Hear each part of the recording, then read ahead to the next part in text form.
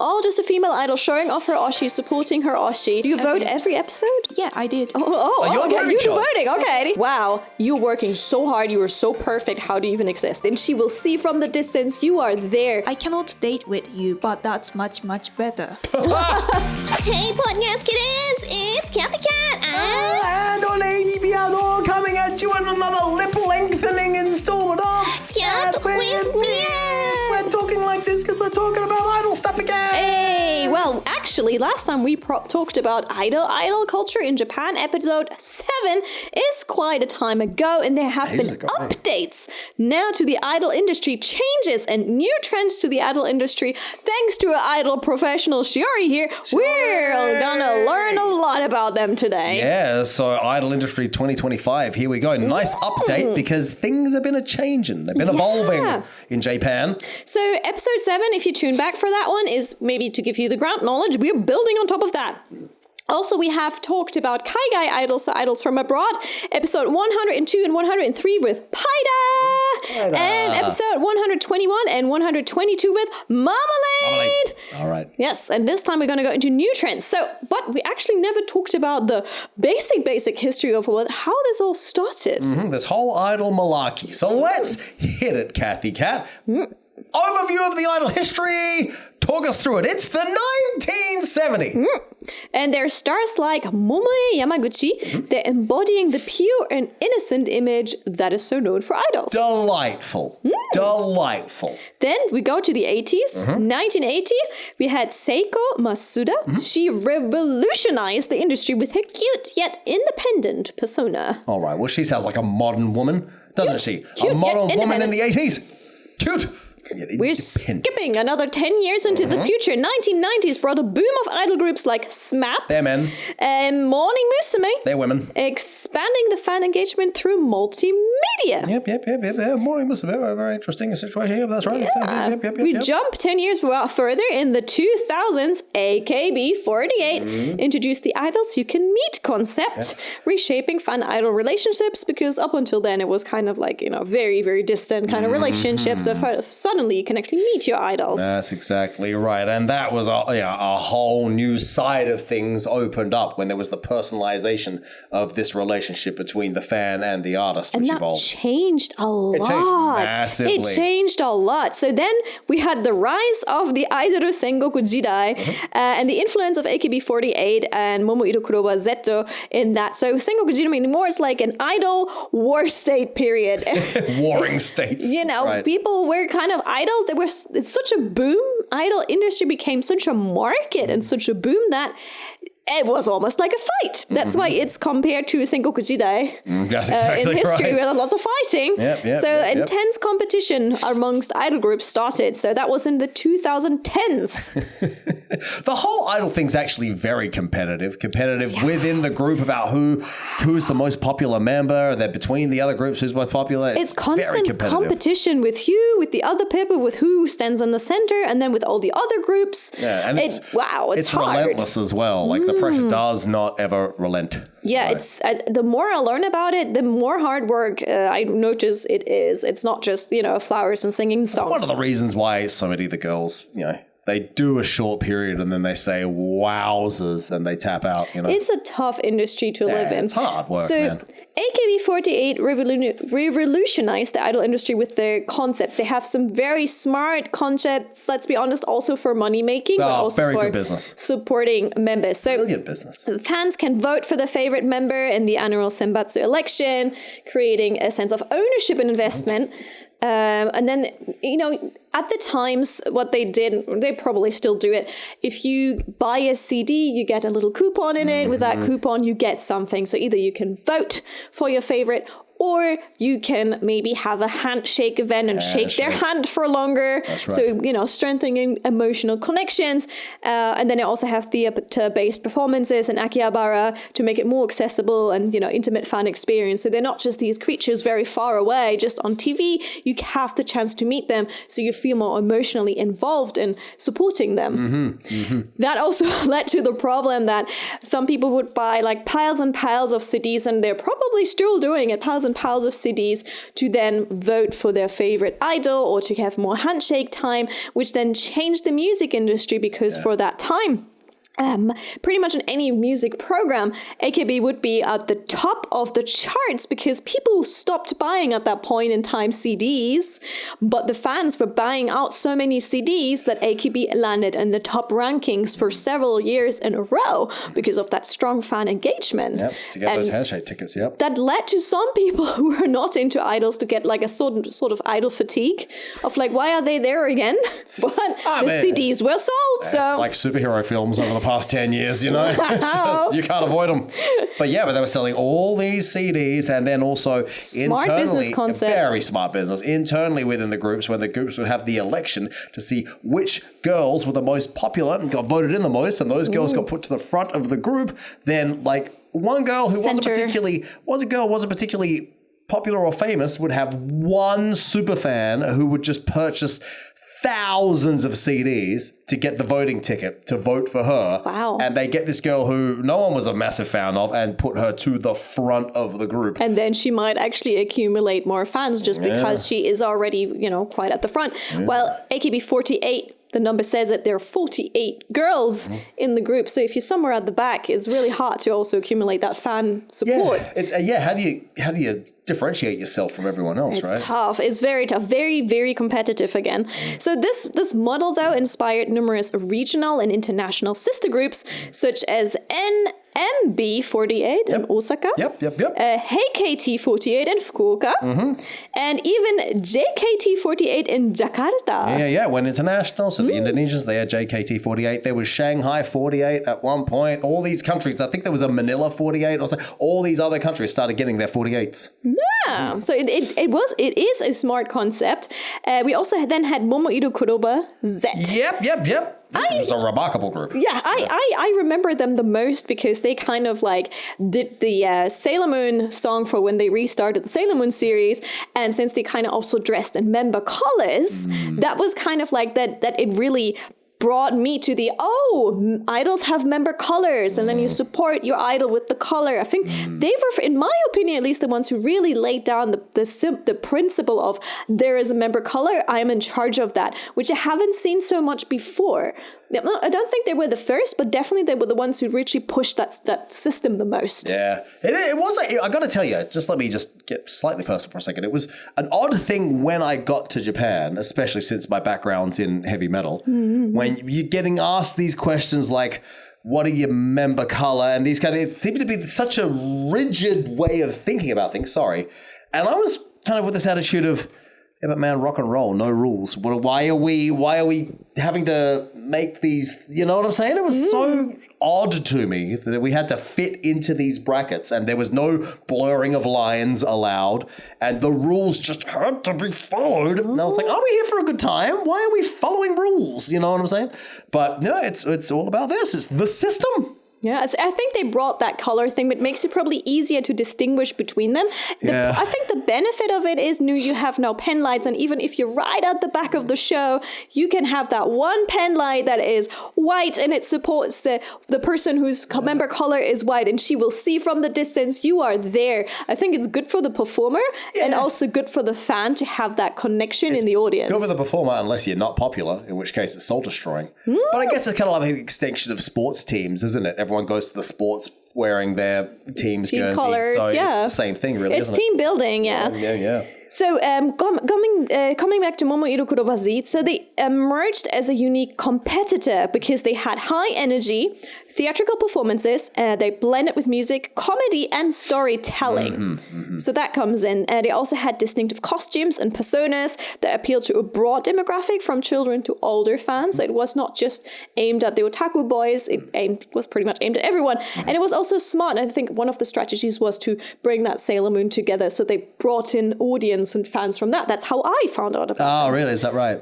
Yeah. They did a collaboration with Kiss, which is pretty remarkable, frankly. That's pretty cool. So they had a focus on individuality within the group, breaking away from the uniformity that was often associated with idols. Especially, with them again, we have like the biggest rival being 48 girls on stage. All wearing the same thing. Kind of the tartan kind of outfit that AKB got famous for. Yeah. So they found their own niche there.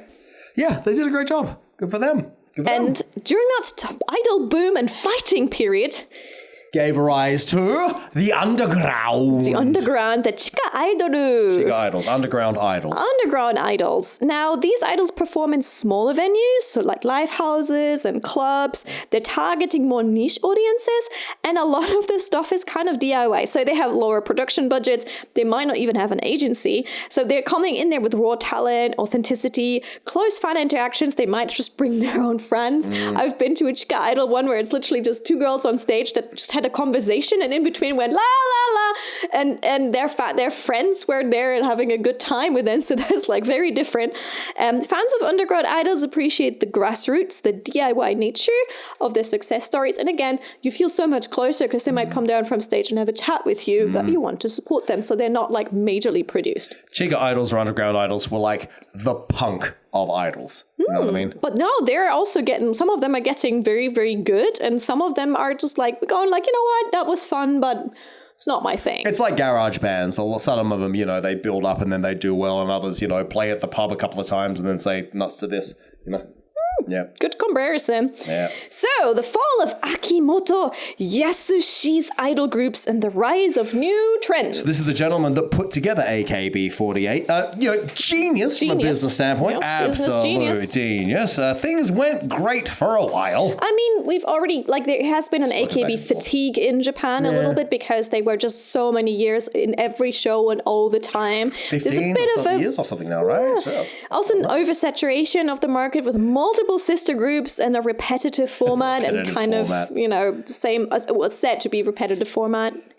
Then changing fan expectations. Also, the audiences were seeking more polished performances and innovative concepts. Yeah. So the cookie cutter worked really well at the start, but then also there were scandals and controversies that tarnished the image of some of the groups. So there were so many also. So just to go into that for 1 second, so especially with these 48 groups, a lot of the time, what the thing revolved around, it wasn't necessarily about the girls being particularly good. With almost every member, there was some kind of flaw that sort of made her girl next door-ish and relatable.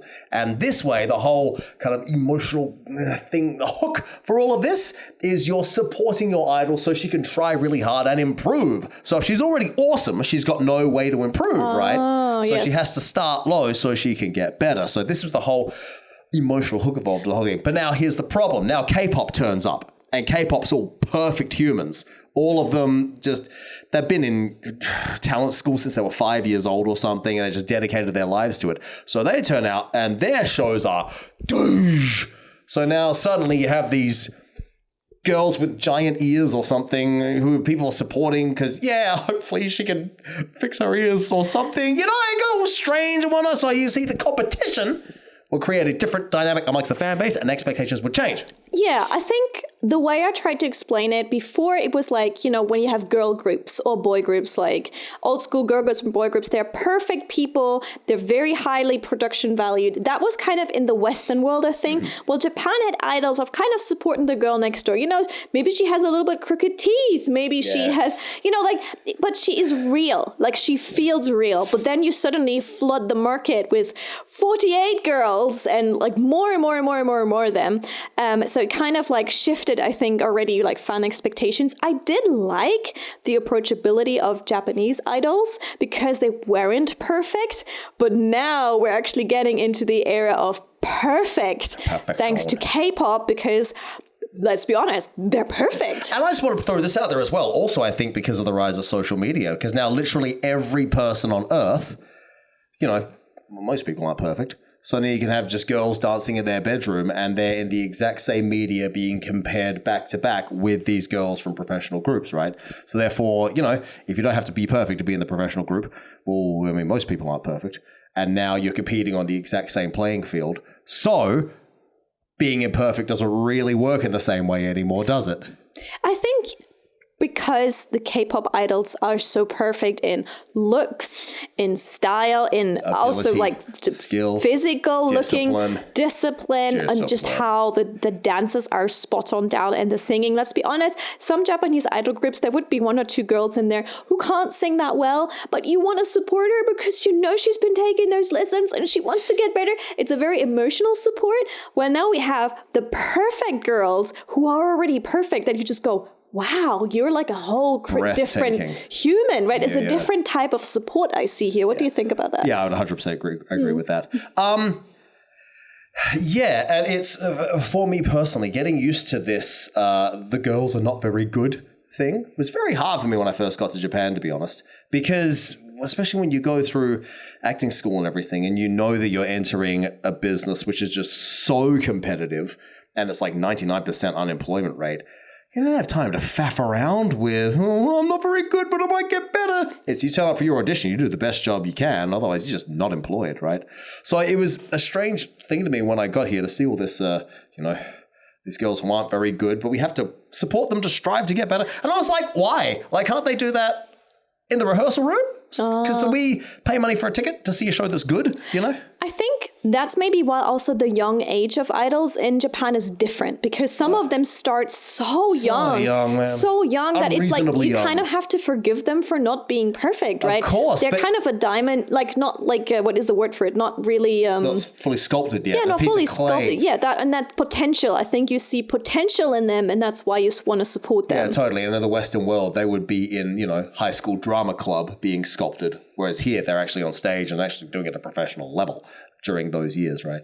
So I think that maybe that's why in Japan, there's like a focus on very young idols, and then you kind of shuffle them out quite quickly in their 20s. 26, you're over the hill. Yeah, I'm not quite sure. Like, I think it seems like the K-pop idols are not as young, unless I'm wrong. But I've seen like a group of like idols perform when one of my friends was performing, and there was like another group, and they were all very young.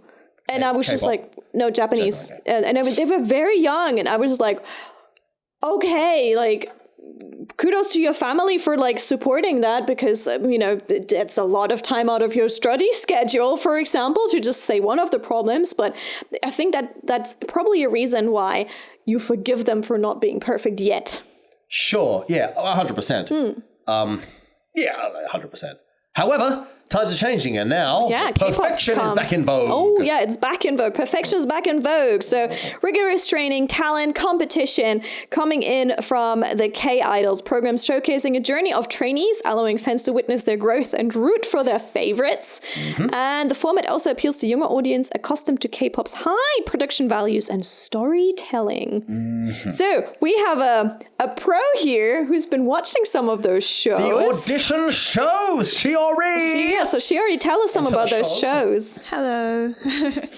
Yeah, so one of the most famous, I guess, ones in Japan and most mainstream one is the series called Project 101. 101. It is a franchise project from actual K-pop Korean TV program called Project 101 also. So they have Project 101 Japan, and they are the story and everything is almost the same as the Korean version, but they just happen in Japan. And then the show is they have 101 candidates. Oh. So it starts up with 101 candidates, and they all battle each other to then form a group in the end. Yes. So out of 101 candidates, only 11 people can make it to the debut. So it's like a shortened version of AKB48 would be 48, but then you try your best within 48. But that one is within the audition time, you start with 101, and in the end, you end up with a small number. 11. 101 down to 11. Yeah, 11. Wow. And the thing is that all the audience, the viewers, can vote for your oshi. So it's sort of like American Idol. It's a similar system, isn't it? It sounds also a little bit similar to the system that Paida explained to us, where you kind of little by little get further and further, and then hopefully you make it to the end kind of thing. Okay. I can't remember Paida talking about that. Okay. That was the correct, right? If there have been programs before where you have different idols, and then people can vote for them, and then in the end get that support and stuff. I see. Yes. But this is like more produced. All right, so these audition shows. So this is currently, this is where the trend has been. Yes, Shioi? Yeah, it has been getting bigger and bigger, and like more and more Japanese productions and Japanese, I guess, entertainment companies started doing this similar stuff. So for this Project 101 series, all the audience is called producer, not the old fans. Oh, you're not a fan, you're producer now. Nah, that's how they make it sound better. But do you pay to vote? Is there... No, you only need to have an online account to vote. Okay. Okay. All right. Oh, I see. So produce 101. I see. You, the fans, produce the group. So you have to then go and vote for your favorite person because of this or that. So they have individual, they have several screening levels. So sometimes they have solo acts that they need to perform, and then they have group battles. So all the fans will vote both individual and also the group. So if the group wins, then your Oshi is gonna go to the next step. But then they have on top of that they have overall rankings all the time. Every screening has all the time, and then the top. So for example, the first screening, only the top 50 people will remain to the next level, and then that will be for the next level will be top 30, and then the top 20, and the last one is top 11. So go through. It's literally like any other reality show that we know, just on a larger scale with more people focusing on idol business. So instead of RuPaul's Drag Race or Best Chef or American Idol, it focuses literally just on that one initial intake and then skimming it down to 11. Yeah, and then the wise thing about this project is in one of those group battles, you the audience, you can choose their Oshi's song to perform on the screening by voting. Right. Yes. So all the Oshi's fans has to make a community to work together so that your Oshi can perform the song that she's good at. All right. So sometimes they have a J-pop song and a ballad, and then rap song, and more a poppy kind of cute song. Some girls are good at doing rap. But if she can't get enough fan base, then she cannot perform rap song because the other girl will take it. Oh dear. So it encourages the fans to constantly be participating every episode. Yes. Do you vote every episode? Yeah, I did. All right. Oh, okay. You do voting. Okay, Eddie. Actually, I did. Hang on, which show are you voting on? The 101? I did Project 101 Japan The Girls. Okay. Does it not, as someone who watched it and who gets very passionate about the people who are in it, wouldn't you also want to recommend it to all of your friends and go watch this? Please vote for my Oshi, kind of. Yeah, that's another thing they are really good about, because all as far as I know, most of the audience is young girls, so they are school kids. So when they are having their Oshi, they will talk about it at school, and their friends is going to watch it. So there's going to be more and more fan base growing in the local area, and word of mouth. Kids. Yeah, that's good commercial. Yeah, and the at the end of the audition program, you make a group which already has 10 million fans. Smart. You already have tons of fans. Yeah. It's up here for thinking, is it? This is all good business, these idol people. Smart. Do it successfully. Yeah, making it competitive makes it just also so much more interesting. It is nerve-wracking and probably emotionally very grinding, but it makes good entertainment. But Shioi, can you then, when the group is then finished, can you then see a tangible difference between a group that was put together via audition show versus a group that was put together by a producer in an internal system? Actually, yes. Yeah? Okay. Tell us about that. How so?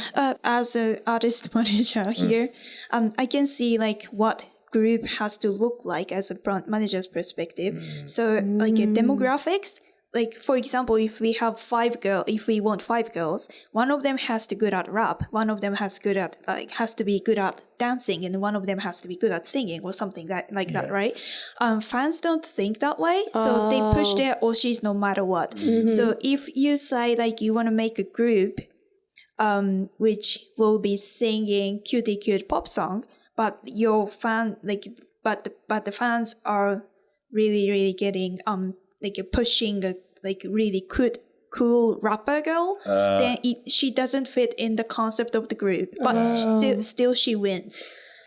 Oh, so there is a downside. I thought if you make it through that harsh fire and lightning melting pot, you're the best of the best, but not necessarily. You might just have had the most charisma and be good, of course, but like have your fans carried you to that point. But it might not be, you might be still the best of the best, but you might not fit in harmony so much together with the kind of group image. And maybe also sizing, skill levels might all be different. Yeah, so that's another problem. Like the visual image will not be consistent. Symmetrical. So the fine-tuning of stuff that we won't know about because we don't create groups, that kind of fine-tuning specialists will see that.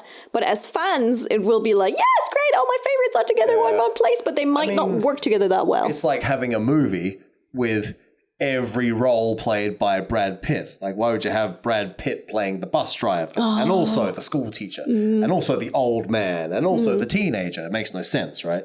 So yeah, I think so. Everyone has their role. It's like it has benefits and also probably pitfalls, which is interesting to find out about. Yeah, so for example, the K-pop idol called IVE, their like concept is really legit. So we can see it's really produced by a professional like management company or production company. Whereas the other audition groups, their heights are all different and their face looks really, some people are really cute and some people are really cool and some people really look mature, some people really look like a childish like cute baby face, and it doesn't match the concept. So you can tell from that kind of stuff whether or not if it's from the audition program or from like producers audition, like an internal audition. Oh, so it's whether the pro choose or whether the fans choose. Yes. Oh, okay, that's interesting. So we've had now this concept there's also another one that's currently happening right now. Yeah, that's this is like Japan only audition as well. This is like called Timeless Project Audition. It is actually audition judged by I think currently in the one of the Johnny's group. All right. Yeah, so this is for boys. Okay. Oh, so that's for boys. Okay. Yeah. All right. So there, actually, I don't think that they do like a fans voting system. This is just a program in the Hulu or Netflix or something. Oh, I see. They have like many contestants judged by the member of the Johnny's group. So they're professionals choosing, in theory, people who have been in the industry. A friend of mine is producing one of those groups. And he said, the boys are all very hardworking. They're all up. They all have to live in a dormitory together. And it's like they're up every day at 6 or 7 in the morning or something. It's just all day long. It's rehearsal or it's interviews or it's doing TV or it's doing shows or it's, so they have to work very, very hard. Yeah, hard work. Yeah. So there's also been a resurgence of the Seitoha Kawaii idol. What does that mean? So, Seitoha Kawaii idol means, so going back to Showa era, all the way back to that. Started as like an idol, like the concept of idol has started like pure, innocent, and like simply cute without thinking about the number of sales of CDs so that you can get a handshaking events or something. All those kind of like putting them aside, purely like enjoying the music, enjoying the music, or enjoying the pure like image, like a visual image of the idol. That's what is called Seitoha Kawaii idol. I think that's the most Japanese idol thing. I think, like if we look at Western idols and Western girl and boy groups, they're like very highly produced and generally like very good and very sexy as well and attractive. While with the Japanese idols, they're like cute attractive, like, you want to support like, you little munchkin, come and like here. innocence seems to be like a word here here used quite a lot. Innocent, cute, so like very contrasty to the hard produced get up every day and kind of interesting. Okay, so there's a new project happening there recently? Yeah, so one of them is Kawaii Lab. It's so produced by Asobi System. Do you know the Asobi? Yeah, Asobi System is huge in Japan, they like produce- Harajuku. They produce Kari Pami Pami. Yeah, Kawaii Pami. Asobi System has been very active, especially also in the Harajuku sphere with like events and stuff as well. So Yeah, so they made the project called Kawaii Lab. So they currently have, I think, 5 to 6 groups in the Kawaii Lab, which is basically focusing on under the slogan of from Harajuku to the world. So that's the sentence from Asobi System in the first place. they tried to like spread the kawaii culture in Harajuku to overseas audience, that kind of stuff. So they're growing really big right now. So one of the group is called Fruit Zipper. Their song went really viral on TikTok. I think they have over like 1.5 billion total streaming views so far. Right, It's pretty impressive. We did that with Marmalade. We did that song with Marmalade. There is actually on our Instagrams a video of us doing that song. Yep, it sure is. Yes. Right. And so hang on, so if they're trying to do international things, does that mean the girls they bring in, they're specifically looking for English speakers and, foreigners and this kind of thing as well? Actually, one of the members in Fruit Zipper is, I think, half American, half Japanese or something. Okay. Yes. But they're not trying to be like global. They're trying to I think the idea is they try to regenerate the trend of idol culture in general. Japanese style idol. Yeah, Japanese culture. style idol. Mainly domestically? Like, is it all from Harajuku to the world so we can sell domestically? Or is it? I'm not sure about that, but I think they are focusing on kawaii aspect of being an idol instead of, for example, like fantasizing romantic relationship with the fans or anything. I see. They emphasizing kawaii aspects. You can tell that from the song because the pronoun is different from AKB48 songs. The pronouns? Pronouns. What do you mean? Please explain. So a lot of AKB48 songs, in the lyrics, all the pronouns used is mainly boku. So it is from the male fan's perspective. The songs song are is from made. the male's past. But they're sung by the girls. Yes, so they are singing their fans' feelings. feelings towards the idols. wow. Oh, okay. Whereas, Wow. That's the opposite of what you consider an artist. Like in the Western world, is an artist expressing themselves to the world. Anyway, sorry, continue. whereas like these girls, like Fruit Zippers, their song, they use pronouns as watashi or So they atashi. talk about themselves. Okay, Yeah. so here we They are. talk about okay. themselves, and then they're clearly singing in the song, I cannot date with you, but that's much, much better. Okay. Wow, that's okay. That's some messaging for Honesty you. there on their perspective. There's some messaging for you. Okay. We could just be friends, and you could keep buying tickets and T-shirts. Wow. It's more likely like, please consume me as an idol, not as a Oh, girlfriend. okay. Without Alright. like let's shake hands kind of. Oh, I see. I see. Okay. I am an idol, and that's all. That's Oh yeah, don't Alright. don't Let's- cross that border. I mean, it's also like same thing when like people were hanging up like, girl or boy bands posters and stuff like that. It's like you can't meet them. Generally in the Western aspect, you can't meet them. You can't go meet One Direction or something like that. But then I think with the AKBs, you certainly could meet them. Well, this one seems to be returned a little bit to you can't be that intimate with them and kind of bringing that. They are performers. Yes, and literally they use a word kawaii a lot in their songs. All right. Okay. Part of the branding is being Yes. kawaii. Okay. See. And there's another group from a different agency called Shotokimeki Sendenbu. They are way older than Kawaii Lab project, but they recently rebranded themselves to be like a Seitoha Kawaii idol. Okay. Yeah, and then I think they're from Stardust Promotions, one of the biggest idol agency in Japan, and their song was released during the pandemic, and it went really viral on TikTok. Again, almost the same concept, but a slightly more like energetic singing style and costumes and things. All right. Okay, yeah, getting number one on TikTok chart in South Korea, number one on Spotify, viral chart in Indonesia, and 3 billion total in views on TikTok-related videos were recorded by May 2024. Very impressive. That's Very some impressive. numbers. Very impressive numbers. So we can see a shift in idol narrative, and we can see a shift in the idol battles in a way. So the industry has moved from the grassroots, the bottom-up success stories, to top-down, to professionally curated narratives. Yep. However, professionally tailored bottom-up success stories where idols appear to rise organical, but with strategic backing, have also gained popularity. Yeah, just talk to that for a second, Shiori. So in that regard, the kind of grassroots, and then you get support, and then you build, who's doing well in that department? Actually, the ones I mentioned, like Produce 101 Japan, and also the Kawaii Love and the Chotokimeki Senebu, are the ones who succeeded in doing this way. Right. So one of the things about the Idol Sengoku Jidai generation is what this like bottom up success story.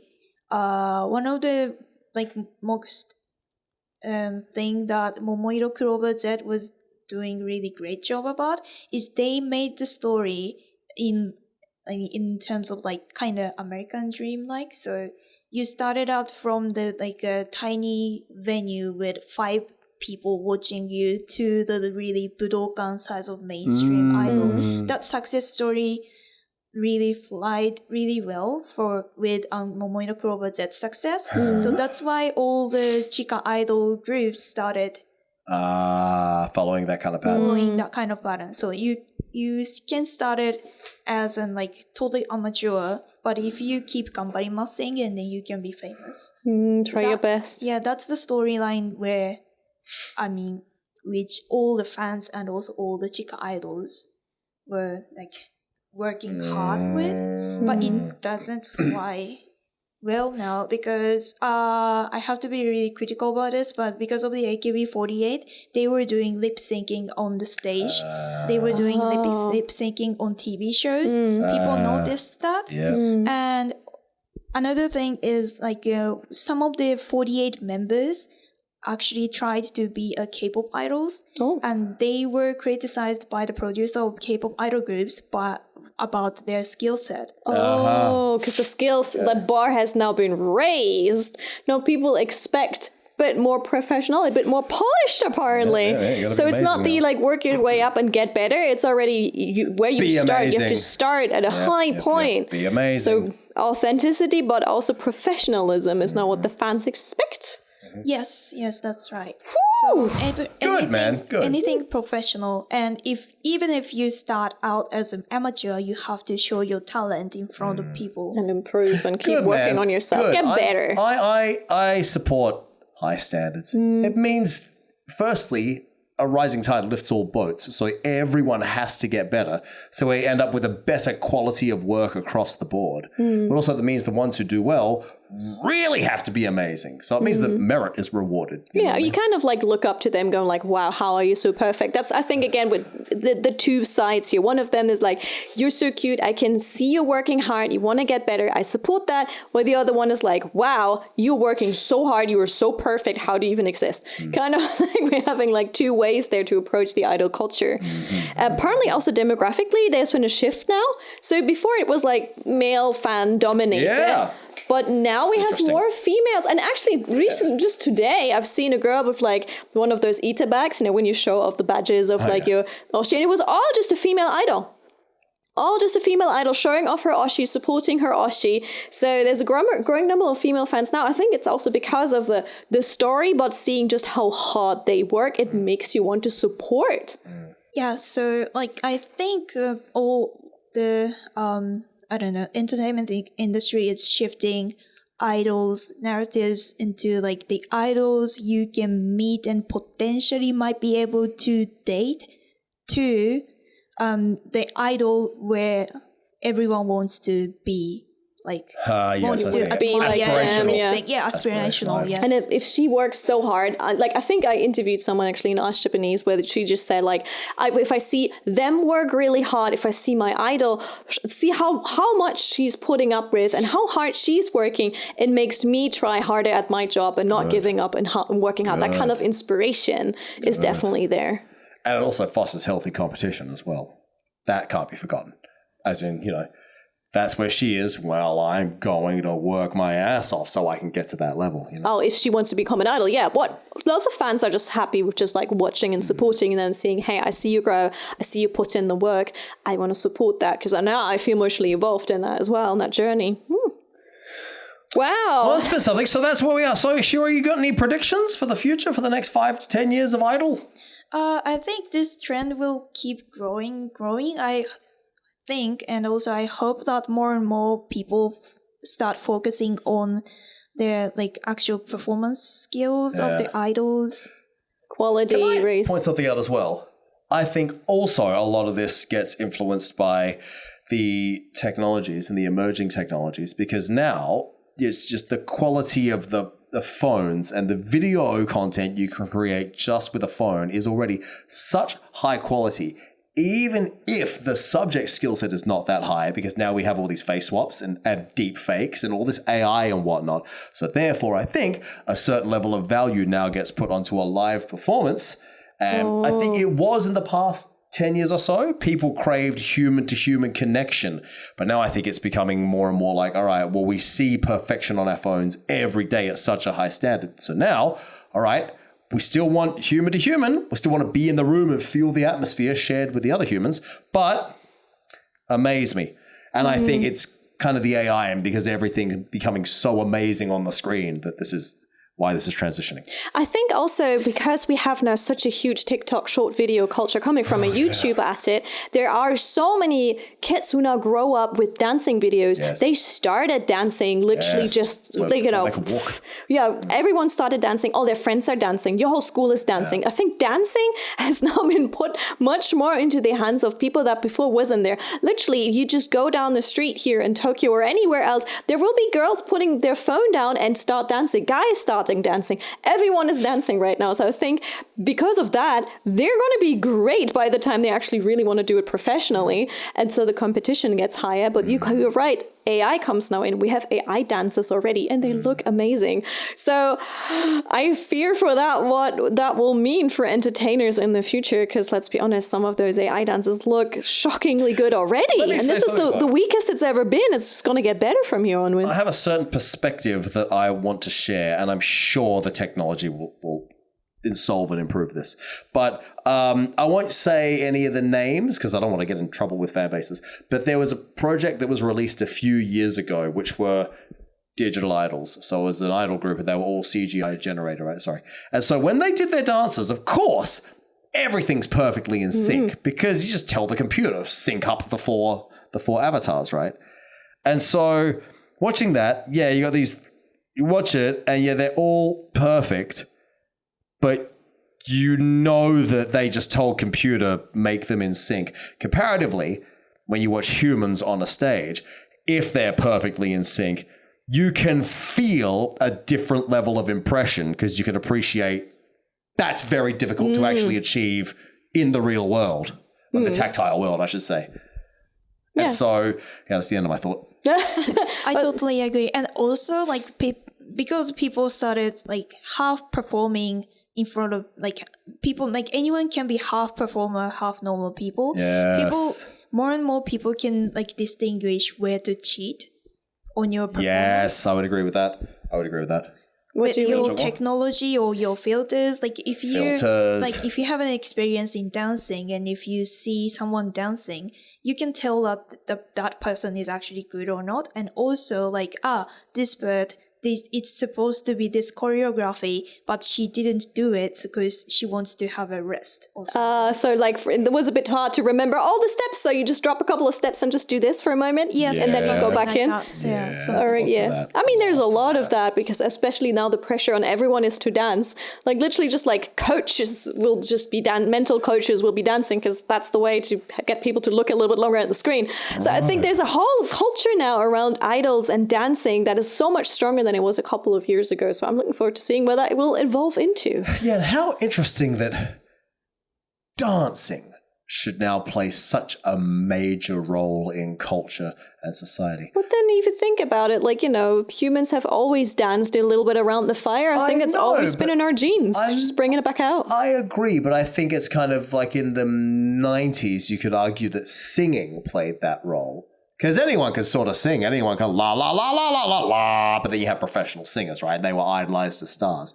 But now, with the phones and that, now everyone's dancing at an amateur level. Then you have the professionals who idolize the stars. So isn't that interesting? And then everyone sounds amazing anyway because of your AI fix your voice. So isn't it interesting how the world evolves, little children?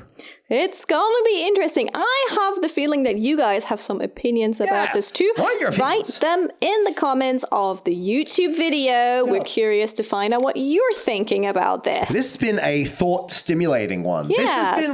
This has been the most similar to a Joe Rogan Experience episode podcast that we've done, I reckon.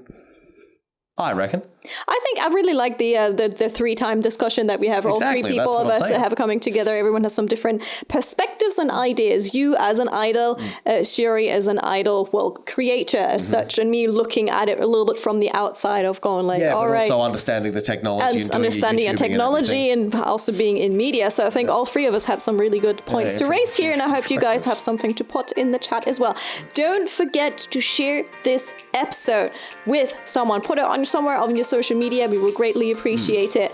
And I'll see you next and do a dance video with it too. Why not? Nah, we're not asking too much of that. You don't have to do that. All right, see you next week for another episode of Cat with Beard. Bye-bye.